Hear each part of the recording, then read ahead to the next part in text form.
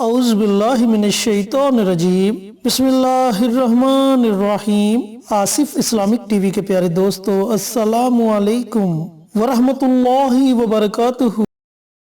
اللہم صلی علی محمد وعلی آل محمد کما صلیت علی ابراہیم وعلی آل ابراہیم انک حمید مجید۔ اللہم بارک علی محمد وعلی آل محمد کما بارکت علی ابراہیم وعلی آل ابراہیم انک حمید مجید۔ میرے دوستو، میرے بھائیوں، میری بہنوں، ماہ رجب کی دوسری جمعرات آ گئی ہے اور آج میں آپ کے ساتھ جمعرات کے دن کا ایک بہت ہی مجرب اور طاقتور عمل شیئر کروں گا۔ یہ وظیفہ صرف اور صرف کسی بھی حاجت کے لیے ہے۔ آپ کا کوئی بھی مقصد ہے، کوئی بھی حاجت ہے، اس ایک دن کے عمل سے انشاءاللہ آپ کی وہ مشکل سے مشکل ترین حاجت پوری ہو جائے گی۔ اب دوستو، یہ بھی ضروری نہیں کہ آپ نے رجب کی ہی جمعرات کو یہ عمل کرنا ہے۔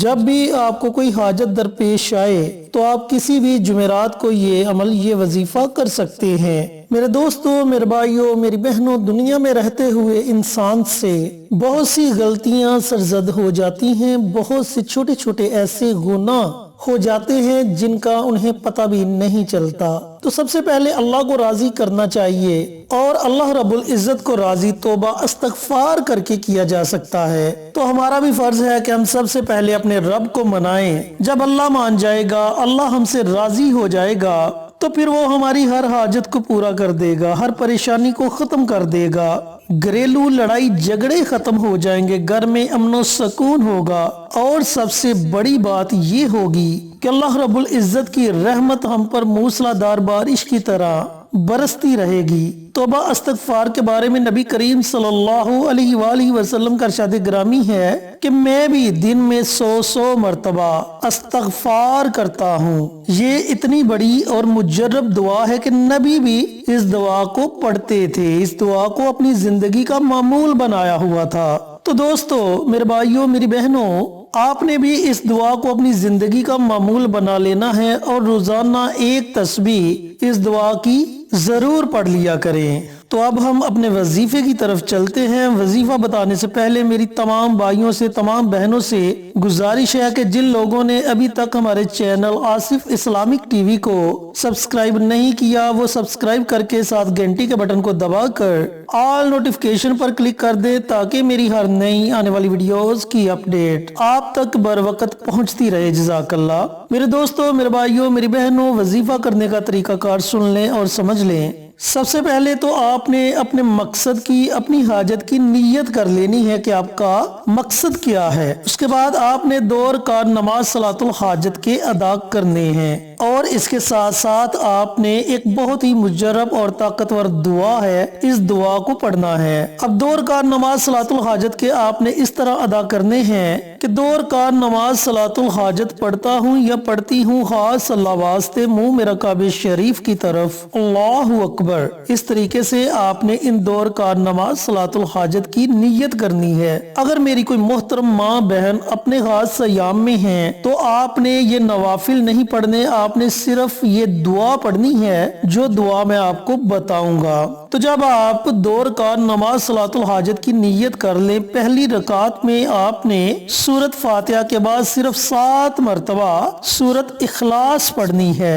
اسی طرح دوسری رکعت میں بھی آپ نے 7 مرتبہ سورۃ فاتحہ کے بعد سورۃ اخلاص پڑھنی ہے۔ پھر سلام پھیرنے کے بعد آپ نے اسی جگہ بیٹھے رہنا ہے۔ پیارے دوستو، پیارے بھائیوں، پیاری بہنوں، سورۃ فاتحہ کی بھی بڑی فضیلت ہے، اور سورہ اخلاص کی بھی بڑی فضیلت ہے۔ سورۃ فاتحہ کے بارے میں حدیث پاک میں آتا ہے کہ اللہ رب العزت نے اپنے نبیوں پر 4 کتابوں کو نازل کیا۔ پہلی 3 کتابوں کا نچوڑ قرآن پاک میں رکھ دیا، اور قرآن پاک کا نچوڑ سورۃ فاتحہ میں رکھ دیا۔ اتنی زیادہ فضیلت ہے سورۃ فاتحہ کی۔ سورۃ فاتحہ کو سورۃ شفا کے نام سے بھی جانا جاتا ہے۔ اس کے علاوہ بھی ام الکتاب سورۃ فاتحہ کو کہا جاتا ہے، اور بھی سورۃ فاتحہ کو بہت سے ناموں سے جانا جاتا ہے۔ اور اسی طرح سورۃ اخلاص کی بھی بڑی فضیلت ہے۔ اس میں اللہ رب العزت کی وحدانیت بیان کی گئی ہے، اور جب آپ بار بار اللہ تعالیٰ کی تعریف بیان کریں گے، پھر اللہ سے مانگیں گے، تو اللہ تعالیٰ آپ کو ضرور نوازے گا۔ تو اس طریقے سے آپ نے 2 رکعت نماز صلاۃ الحاجت کے نوافل ادا کرنے ہیں۔ پہلی رکعت میں سورۃ فاتحہ کے بعد 7 مرتبہ سورۃ اخلاص پڑھنی ہے، دوسری رکعت میں بھی سورۃ فاتحہ کے بعد 7 مرتبہ سورۃ اخلاص پڑھنی ہے۔ پھر سلام پھیرنے کے بعد آپ نے اسی جگہ بیٹھے رہنا ہے، اور 3 مرتبہ پیارے آقا سرور کائنات حضرت محمد مصطفیٰ صلی اللہ علیہ وآلہ وسلم کی ذات اقدس پر درود پاک کا نذرانہ پیش کرنا ہے۔ اب بہت سے بھائی، بہت سی بہنیں یہ پوچھتے ہیں کہ درود پاک کون سا پڑھے؟ میرے دوستو، میرے بھائیو، میری بہنوں، آپ کوئی بھی درود پاک پڑھ سکتے ہیں، لیکن اگر آپ درود ابراہیمی پڑھتے ہیں تو وظیفے کی طاقت اور زیادہ بڑھ جائے گی۔ اس کے بعد آپ نے ایک تسبیح یعنی کہ 100 مرتبہ یہ دعا پڑھنی ہے، یا حی یا قیوم برحمتک استغیث، یا حی یا قیوم برحمتک استغیث۔ اس دعا کو آپ نے 100 مرتبہ پڑھنا ہے، اور آخر میں پھر نبی کریم صلی اللہ علیہ وآلہ وسلم کی ذات اقدس پر 3 مرتبہ درود پاک کا نذرانہ پیش کرنا ہے۔ پھر آپ نے اللہ تعالیٰ کی بارگاہ میں اپنے ہاتھوں کو اٹھا کر بڑی عاجزی کے ساتھ، بڑی انکساری کے ساتھ دعا مانگنی ہے۔ اور ایک بات یاد رہے کہ جن اوقات میں سجدہ کرنا منع کیا گیا ہے، ان اوقات میں آپ نے یہ نوافل ادا نہیں کرنے۔ یہ نوافل آپ نماز تہجد کے بعد پڑھ سکتے ہیں، نماز ظہر کے بعد پڑھ سکتے ہیں، نماز مغرب کے بعد پڑھ سکتے ہیں، نماز عشاء کے بعد پڑھ سکتے ہیں۔ لیکن جن اوقات میں سجدہ منع کیا گیا ہے، ان اوقات میں آپ نے یہ نوافل ادا نہیں کرنے۔ جب آپ یہ مکمل وظیفہ پڑھ لیں تو اللہ تعالیٰ کی بارگاہ میں جب آپ اپنی حاجت کے لیے دعا مانگیں گے، انشاءاللہ آپ کی دعا 7 آسمانوں کو چیرتی ہوئی عرش تک پہنچ جائے گی، اور جس مقصد کے لیے آپ نے یہ دعا مانگی ہوگی، اللہ رب العزت اس مقصد میں آپ کو ضرور کامیابی عطا فرمائیں گے۔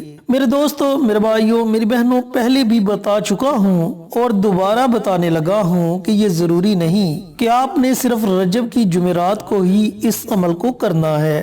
جب بھی آپ کو کوئی حاجت درپیش آ جائے، آپ پر کوئی پریشانی بن جائے، آپ کے کسی کام میں رکاوٹ آ جائے، بچے یا بچیوں کے رشتے کے معاملے میں کوئی رکاوٹ آ جائے، تو آپ کسی بھی جمعرات کو یہ عمل، یہ وظیفہ کر سکتے ہیں۔ اور اگر آپ پر کوئی اچانک پریشانی آ جاتی ہے تو آپ اسی وقت بھی اس عمل کو، اس وظیفے کو کر سکتے ہیں۔ میرے دوستو، میرے بھائیوں، میری بہنوں، بہت ہی مجرب، بہت ہی طاقتور عمل میں نے آپ کو بتایا۔ اس عمل کی برکت سے آپ کو بہت زیادہ فائدے ہونے والے ہیں۔ آپ ایک بار اس عمل کو کر کے دیکھیں، پھر دیکھیں کہ اللہ تعالیٰ آپ کو کیسے کیسے انعامات سے نوازتا ہے، اللہ تعالیٰ کی رحمت آپ پر کیسے موسلادھار بارش کی طرح برستی ہے، اور کیسے آپ کے بگڑے ہوئے کام سنور جائیں گے، آپ کو پتہ بھی نہیں چلے گا۔ اللہ تعالیٰ سے دعا گو ہوں کہ اللہ پاک جمعرات کے دن یہ مبارک عمل، یہ مبارک وظیفہ مجھے بھی،